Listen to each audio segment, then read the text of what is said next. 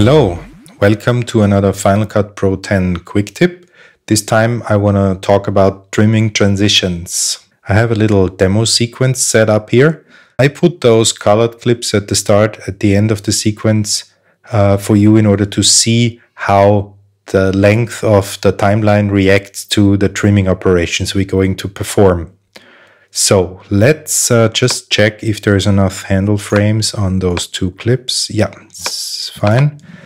Select the incoming or outgoing edge of one of the clips and Command T to apply the standard transition, which is a dissolve. But what I'm about to show you works with all transition effects within Final Cut.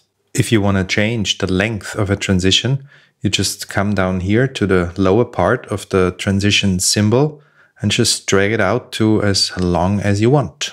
Of course, you can grab the end or the beginning of the transition. Doesn't matter, same thing. On the top here, you can see this little black information tab that tells you how long the transition was when you grabbed it. And on the right part, it tells you how much frames you added or subtracted from its original duration.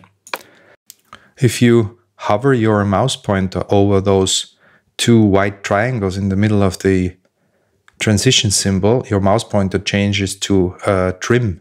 And that means that you can grab the transition here and move it back or forward in time on the project timeline without changing the overall duration of the project itself. In the event that you want to trim the outgoing clip, you can grab it on the top here, where this little grab handle is, and I can extend or add to the outgoing clip. And as you can see, the sequence is getting longer, the timeline is getting longer, and those two clips on the right are pushed back further to the right on the timeline. And if you want to shorten or extend the incoming clip, you just grab it here and you can shorten and extend the incoming clip. And the last thing I'm going to tell you is if you select the edit like so by clicking those two little triangle symbols here and double click here, you'll get into the precision editor where you can see what's happening. You see the outgoing side of the transition here. You see the incoming side of the transition here. You can skim over the incoming media or the outgoing media. You can grab your transition, move it further down the timeline or earlier in time.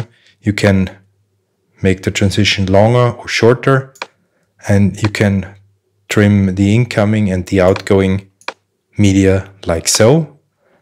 And if you want to preview it, you just hit play and it's previewing. And when you're happy with how the transition is positioned, you just close the precision editor and you're back in your normal timeline view. I hope this little tip helps you to edit more efficiently in Final Cut Pro 10, and thanks for watching.